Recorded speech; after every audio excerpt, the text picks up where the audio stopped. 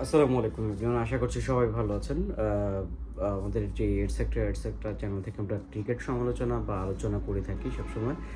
তো আমার মনে হইলো যে এই বিষয়টা নিয়ে একটু আমরা কথা বলা যায়। যেমন আইসিসি বর্তমান যে টি-20 ওয়ার্ল্ড কাপ চলতেছে সেখান থেকে ইন্ডিয়া কিন্তু অলরেডি বাদের কাতারে চলে এসছে।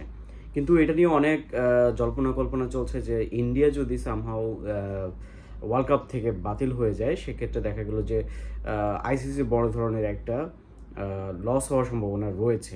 যেমন আইসিসির ফার্স্ট প্ল্যান ছিল ভারত পাকিস্তান ম্যাচ দিয়ে তারা একটা ভালো অ্যামাউন্ট নিয়ে যাবে, যার জন্য জানেন যে বাংলাদেশকে অনেক সুযোগ সুবিধা তো দিয়েছেই, প্লাস বাংলাদেশকে কোনো প্রকার আহ, নিষেধাজ্ঞার আওতায় আনে নাই। তার মানে আইসিসি এত নমনীয় হওয়ার পেছনে তাদের লাভের বিষয়টা অনেক বেশি গুরুত্ব বহন করে।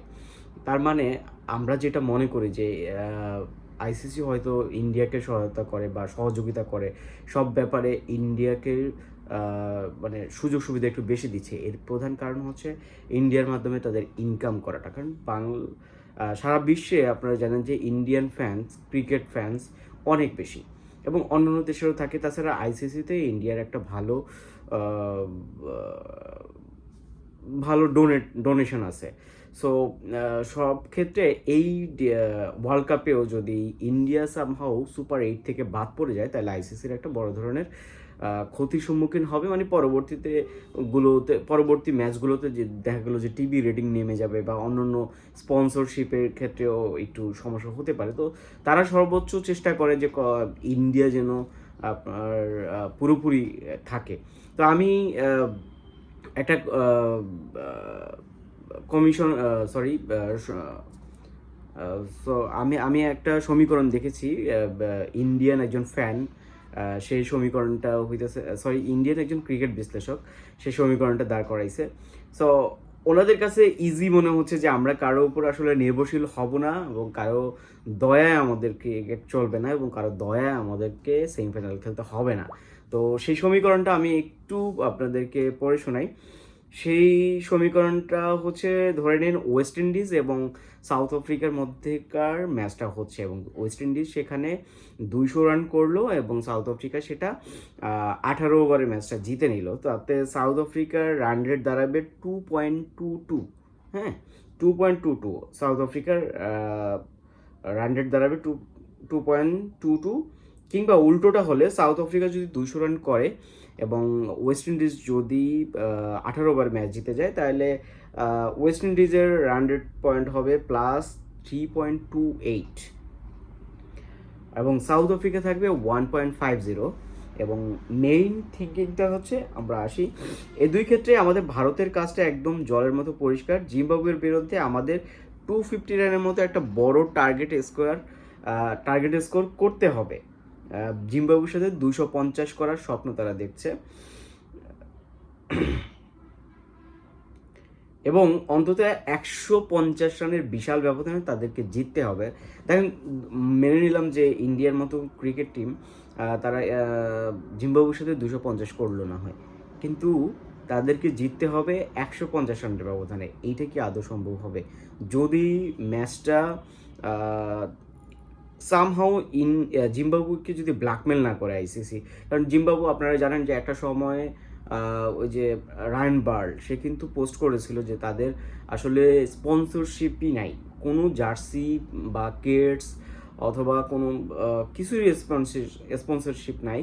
সে নিজের টাকায় তারা এগুলো কিনতে হচ্ছে, এবং তাদের বোর্ড থেকেও তাদেরকে এই সহায়তাগুলো দেওয়া হয় নাই।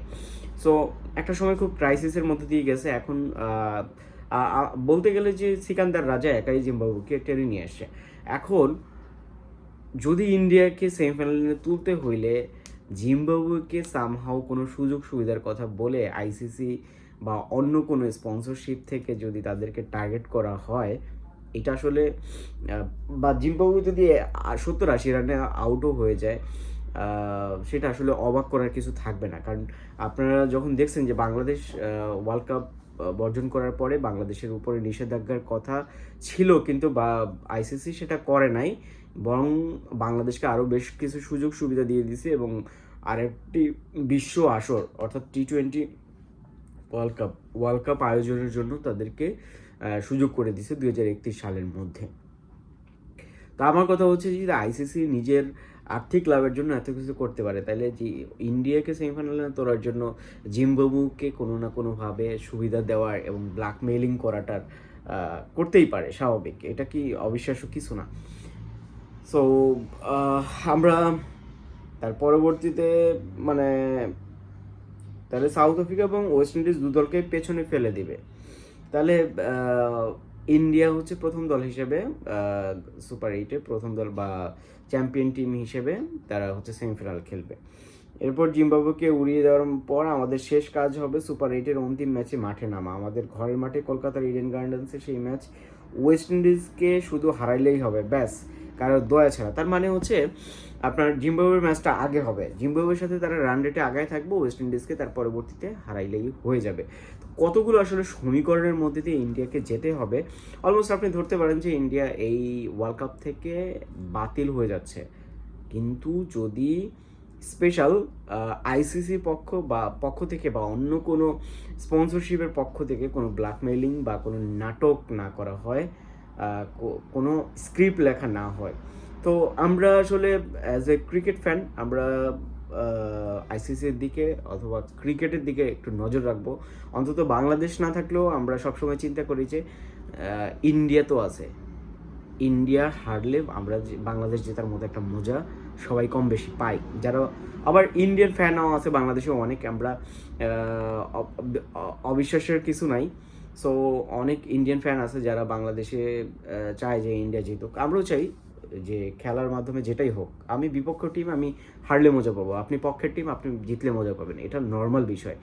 কিন্তু সেটার মধ্যে যদি কারিশমাটিক কিছু না থাকে তবে সেটা ক্রিকেট খেলা হয়। আর যদি কারিশমাটিক কিছু থাকে, স্ক্রিপ্টেড কিছু থাকে, তাহলে সেটা নাটক সিনেমা হয়। সো আমরা নাটক সিনেমা দেখতে হইলে আমরা বড় পর্দায় দেখবো, আমরা টিভি স্ক্রিনে আইসিসির কোনো নাটক সিনেমা দেখতে চাচ্ছি না।